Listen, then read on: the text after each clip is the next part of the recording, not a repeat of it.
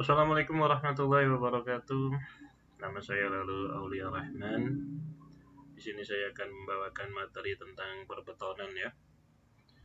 Em, Sebenarnya materi perbetonan ini dipecah lagi menjadi banyak sekali bab ya.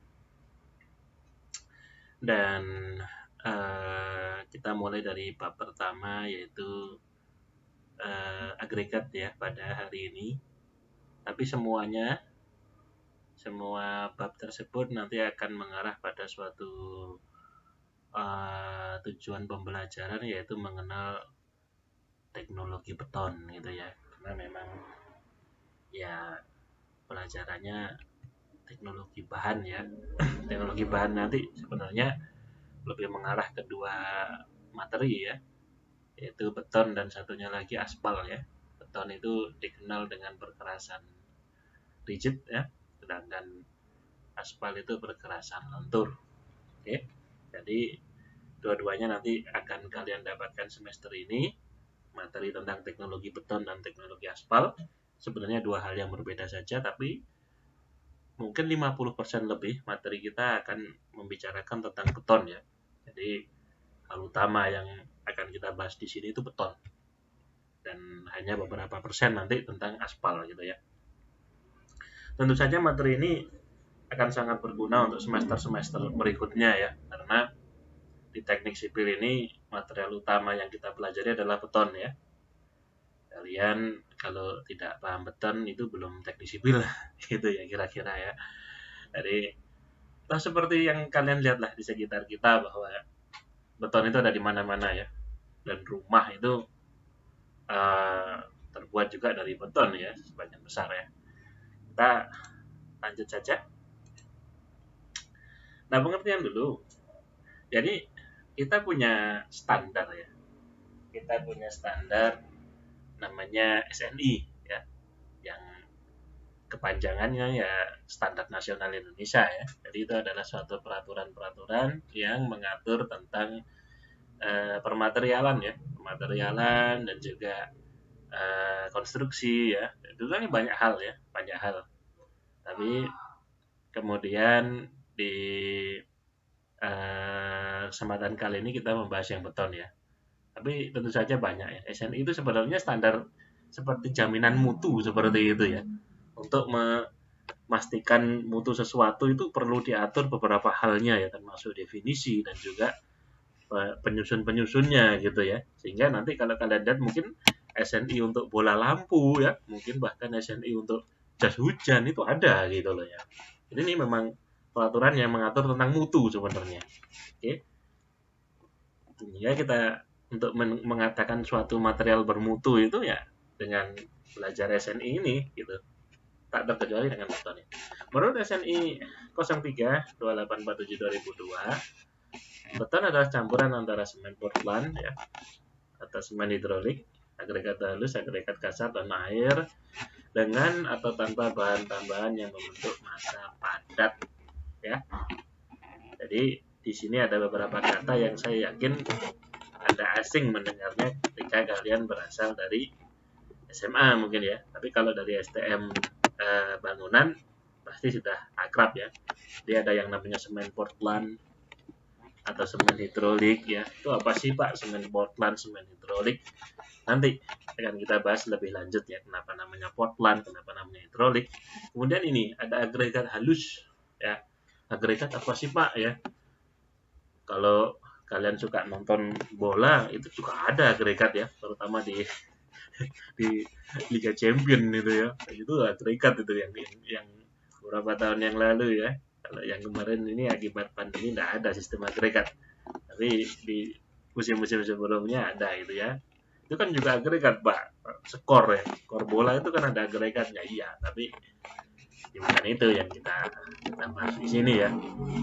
Ada namanya agregat halus, ada namanya agregat kasar, dan air ya.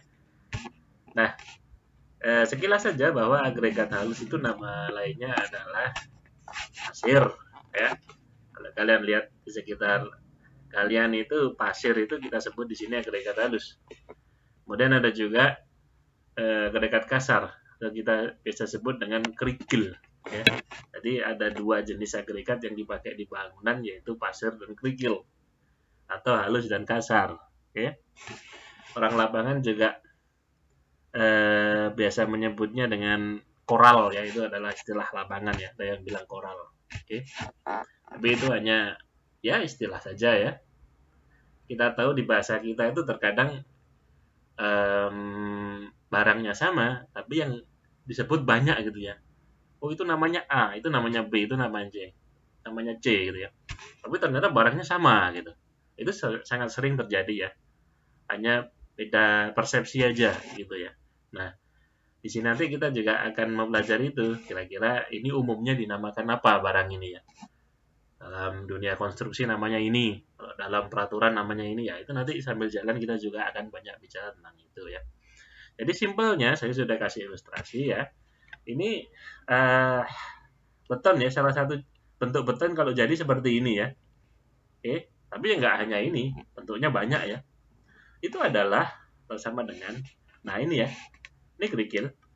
Oke, kerikil tambah pasir ya. Ini pasir yang warnanya agak gelap ini ya, kelihatannya beda ya, jelas ya.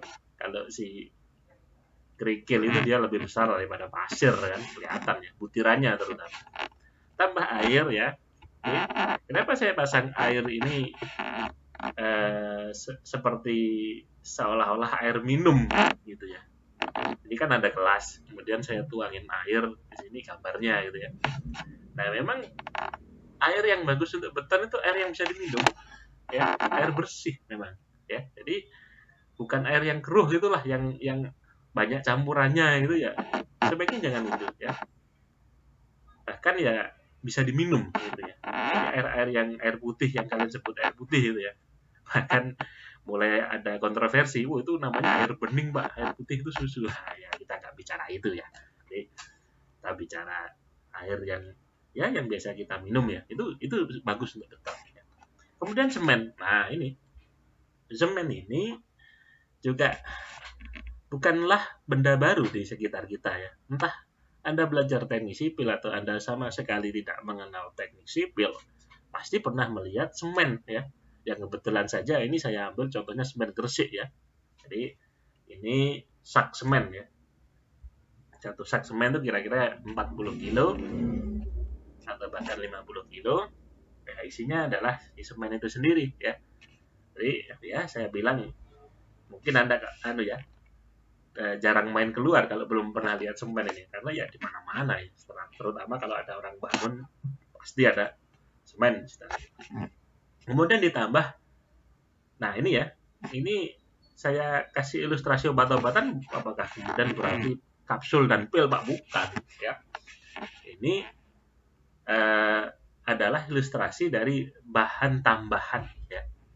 Oke, jadi kerikil, pasir, air dan semen ini membentuk beton. Ini saja dicampur sudah membentuk beton ya. Namanya beton konvensional ya, atau beton normal, yang beton paling ya bisa dibilang paling standar lah ya, paling tradisional, yang paling konvensional ya. Jadi beton jadul itu komposisinya ini ya, empat benda ini. Oke. Nah, seiring berkembangnya zaman, itu ketambahan lagi oleh suatu zat-zat khusus yang tujuannya untuk meningkatkan performa beton ya, meningkatkan performa, meningkatkan kekuatan, macam-macam ya. Nah, zat itu biasa kita sebut dengan aditif ya, atau ya bahasa simpelnya zat tambahan ya. Oke. Loh, kenapa kok ilustrasinya obat-obatan, Pak? Iya, karena sifatnya sebenarnya sama seperti obat. Oke.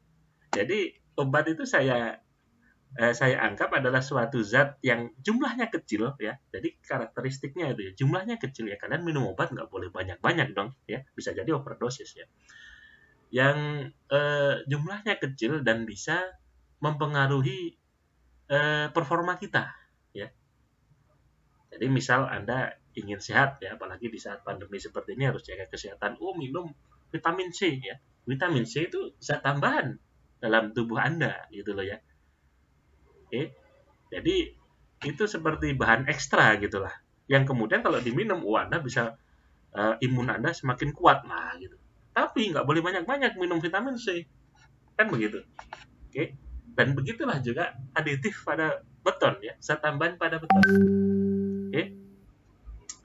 Jumlahnya nggak banyak, tapi ketika dicampurkan, dia bisa mempengaruhi sifat, bahkan sifatnya beton. Oke.